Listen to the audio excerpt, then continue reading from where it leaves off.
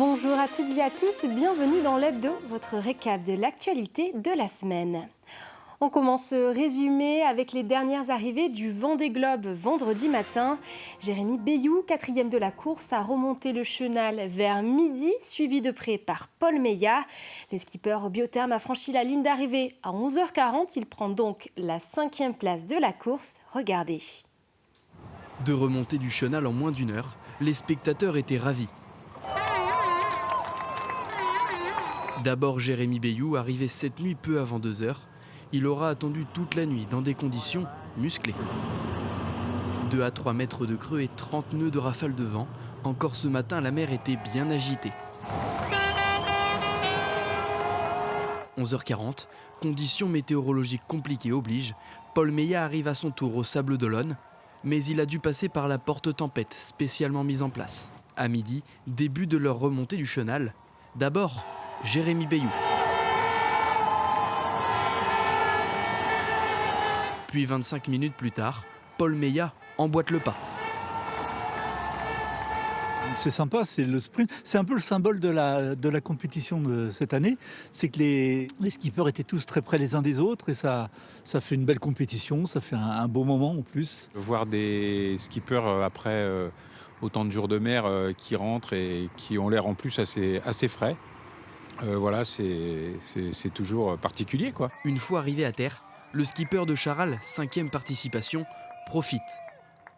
Mais cette 4e place a une saveur un peu particulière. Un peu de temps à accepter que ça serait qu'une 4e place. Et puis au bout du compte, je suis fier de cette 4e place. Donc voilà, c'est un peu tout ça qui ressurgissait hier soir au moment d'arriver. Après, l'arrivée a été l'image de tout le reste de la course, quoi. C'est que même l'arrivée n'était pas simple, quoi. Côté biotherme, Paul Meillat, malheureux en 2016, est largement satisfait de sa 5e place au terme de 74 jours et 22 heures de course.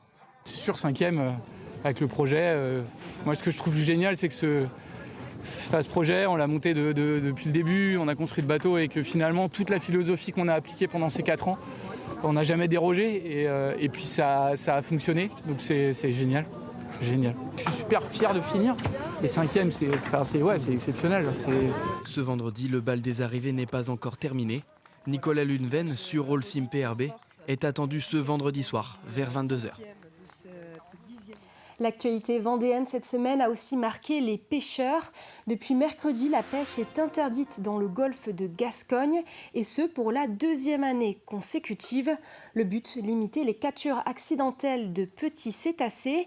Mais cette interdiction va bloquer à quai 9 bateaux sur la 40aine d'unités disponibles à Saint-Gilles-Croix-de-Vie. Même si les pêcheurs sont indemnisés, c'est un véritable coup dur pour la filière. Il y a vraiment qu'à gagner aujourd'hui pour la criée. C'est pour une criée comme Saint-Gilles, qui n'est pas la plus grosse criée de France, c'est 700 000 à 800 000 € de chiffre. Mais c'est les 9 bateaux arrêtés pour Saint-Gilles, c'est 80% des apports sur la saison, sur ce mois d'arrêt. Le mois d'arrêt est vraiment un mois d'attente, c'est-à-dire qu'on n'a pas le droit de travailler sur les bateaux, on n'a pas le droit de les bouger pour aller les faire réparer, sauf si on prévient les autorités maritimes. Donc c'est un mois effectivement complètement à l'arrêt, avec des incertitudes toujours, puisqu'il y a des indemnités de prévues, mais souvent qui sont payées bien plus tard. Et c'est surtout très dur pour la filière en entier, c'est-à-dire on oublie souvent dans cette filière la criée, les à la marée, mais les marieurs, les poissonniers et les distributeurs. Un marin, je le rappelle, il sort pour aller pêcher du poisson et pour nourrir le Français, pas pour aller pêcher des dauphins. Donc lui aussi, de pêcher un dauphin, ça l'embête. C'est du matériel qui casse et je pense qu'il est aussi sensible que n'importe qui à ce sujet-là. Du côté des faits divers, les flammes ont ravagé une concession de camping-car à Benay, au sud du département. L'incendie s'est déclaré mardi en fin d'après-midi. 1000 mètres carrés d'ateliers sont partis en fumée, mais il n'y a aucune victime. Mercredi matin, les pompiers étaient toujours sur place. Retour en images sur cet événement. Il est 17h20 quand de gigantesques flammes sortent de cette concession. Sur ces images filmées par des passants stupéfaits par la scène. Regarde, c'est impressionnant. J'enlève la voiture, ça craint pas. Un panache de fumée noire recouvre le ciel de Benay. Au lendemain matin de l'incendie, une équipe de pompiers est encore sur place pour éteindre les derniers points chauds. Au total, au plus fort de l'opération, on a eu une vingtaine de centres de secours, une vingtaine de centres de véhicules qui sont intervenus. 47 sapeurs-pompiers ont été engagés sur l'opération. Nous sommes restés sur place déjà toute la nuit pour faire de la surveillance. Et il y a plein de petits foyers secondaires résiduels qui continuent à brûler. Et donc pour éviter que le feu reprenne une ampleur et puisse éventuellement de nouveau se propager, nous surveillons. Sur les 1500 mètres carrés du bâtiment, 1000 mètres carrés se sont embrasés. La partie atelier s'est complètement effondrée avec à l'intérieur 8 camping-cars. Un choc pour les 13 salariés de l'entreprise venus constater les dégâts. Il y avait des véhicules à Laurent. Evan, responsable du magasin, seule partie épargnée par les flammes, était là au moment de l'incendie. Hier soir, en fait, quand le feu a commencé, on était là au magasin à travailler normalement. On a dû sortir tout de suite. Les pompiers sont arrivés en même temps. On était une équipe réduite de 4 personnes. Il fallait tout de suite agir. Il y avait des véhicules qui étaient sur le parc qu'il fallait bouger, éviter qu'ils soient pris dans l'incendie.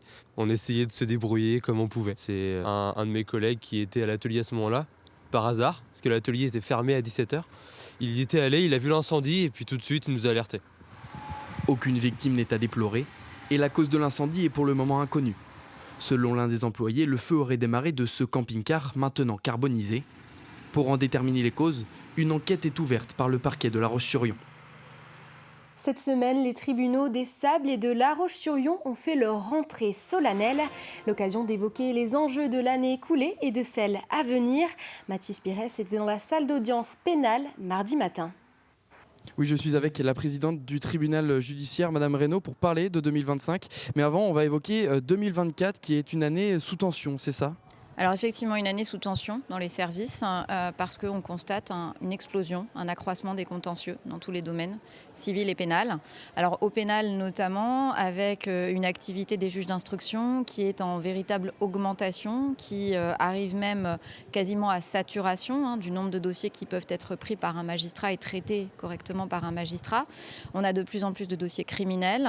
On a par voie de conséquence une explosion des dossiers qui doivent être jugés en cour d'assises, en cour criminelle départementale.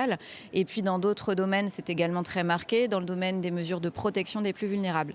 Donc sous tension parce que pour faire face à cet accroissement des contentieux, nécessairement, c'est mathématique, on a besoin de moyens supplémentaires. Le tribunal a été doté d'un nouveau juge des enfants, ce qui a permis un appel d'air extrêmement bienvenu en la matière, qui est très sensible. On souhaite effectivement pour 2025 pouvoir bénéficier de nouveaux moyens supplémentaires. Et justement, pour 2025, ces nouveaux moyens et ces grands projets, quels sont-ils ?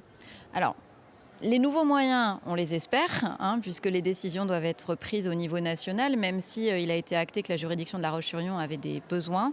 Après, nous, on va travailler sur des chantiers qui sortent un petit peu aussi du pur juridictionnel, qui sont l'accès au droit. Toujours essayer de développer l'ouverture de notre juridiction. On va avoir un temps fort le 28 mars prochain avec le cinquantenaire de la juridiction. On va essayer de développer aussi nos relations avec nos partenaires, que ce soit la faculté, que ce soit l'éducation nationale.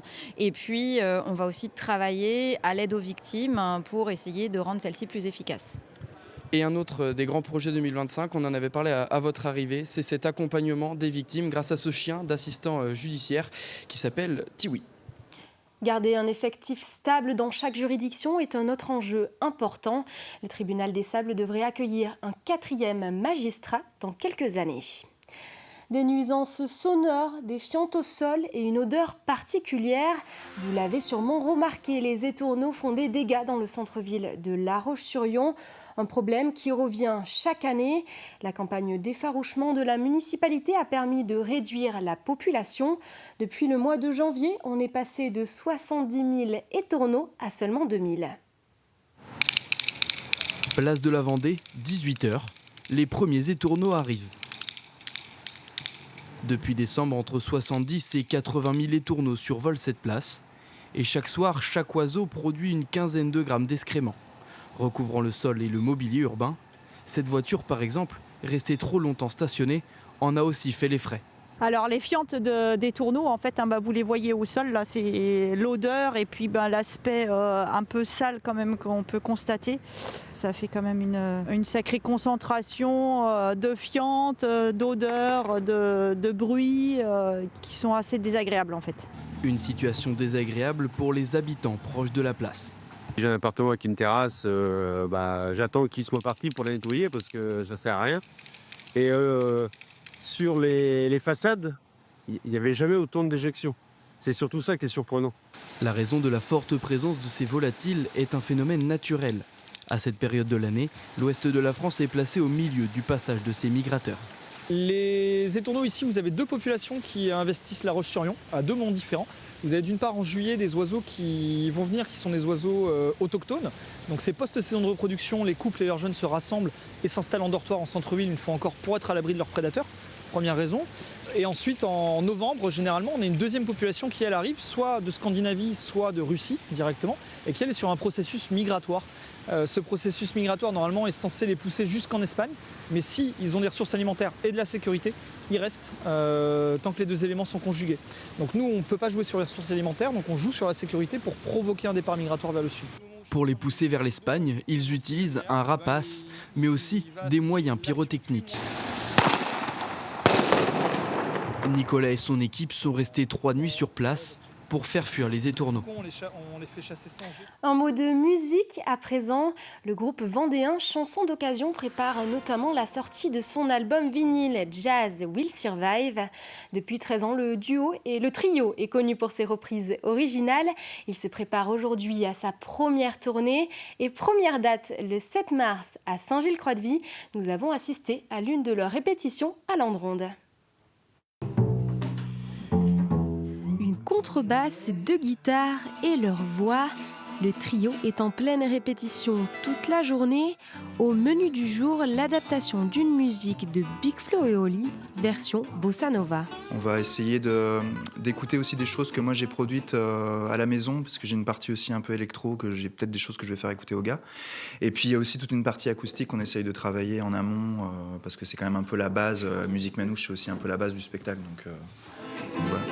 Le guitariste a remplacé Mathias en 2021.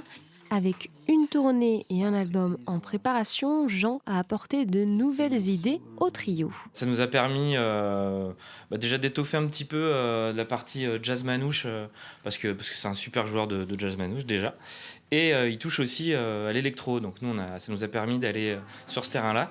Des tonalités swing électro donc qu'on retrouve sur le nouvel album vinyle Jazz Will Survive.